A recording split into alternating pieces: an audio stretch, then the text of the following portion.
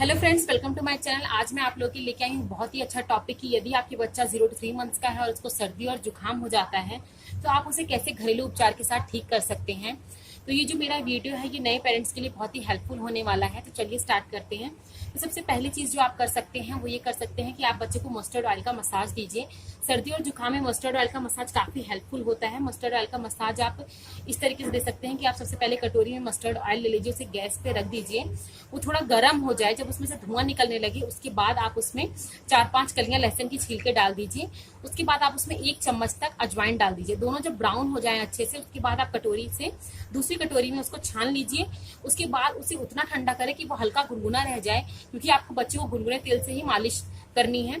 उसके बाद उस तेल से आपको बच्चे की छाती पे, बच्चे की पीठ पे, बच्चे के हाथ के इस पोर्शन पे, बच्चे के नेल्स पे, बच्चे के जो पैर के तलवे हैं, बच्चे के जो पैर के नेल्स हैं, वहां पे अच्छे से मसाज दीजिए। तो ये सर्दी और जुकाम में काफी हेल्पफुल रहता है। दूसरी चीज है कि आप बच्चे को स्टीम दे सकते हैं। बच्चा आपका अगर बहुत छोटा है, 0 to 3 मंथ्स का है, तो उसको स्टीम देने में थोड़ी प्रॉब्लम आती है।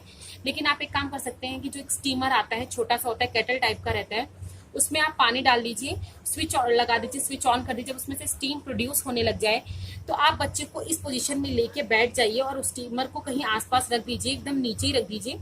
उसके बाद आप किसी को बोलिए कि कोई आपको अच्छे से चादर से कवर कर दे, जिससे कि स्टीम जो है वो अंदर ही रहे और बच्चा उसको ले पाए, जिससे कि बच्चे का पूरा सिस्टम अच्छे से खुल जाएगा और बच्चे को सर्दी और जुकाम में काफी आराम मिलेगा।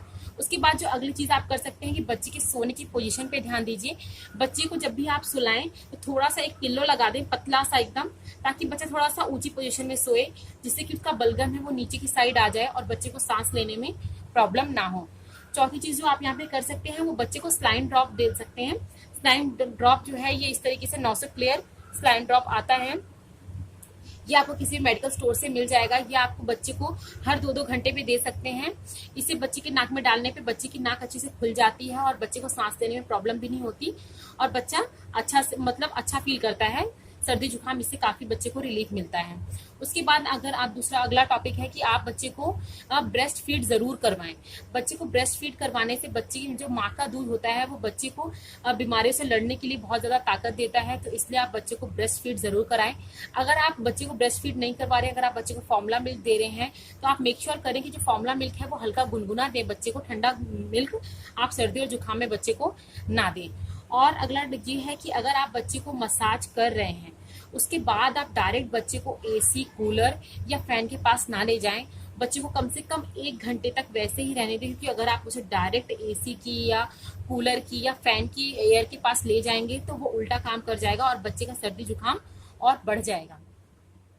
उसके बाद जो अगला है वो ये है कि ध्यान देनी है कि यदि आपका बच्चे को सर्दी और जुकाम हो रखा है तो आप बच्चे को मसाज जरूर करें। वैसे तो आपको बच्चे को रेगुलर मसाज करना चाहिए, लेकिन अगर जब आपको सर्दी और जुकाम है बच्चे को तो आप उसको जरूर मसाज करें। इससे क्या होता है, जैसे हम लोग की जब हमको जुकाम और सर्दी होती है तो हमारे बॉडी में पेन होता है, हमारे सर में दर्द होता है, उसी तरीके से बच्चों के भी बॉडी और सर में दर्द होता है। तो यदि आप उसको अच्छे से मसाज करेंगे तो बच्चा काफी रिलैक्स फील करेगा और उसे काफी अच्छा लगेगा। तो ये थे मेरे कुछ उपचार जो सर्दी और जुकाम के लिए घरेलू उपचार थे।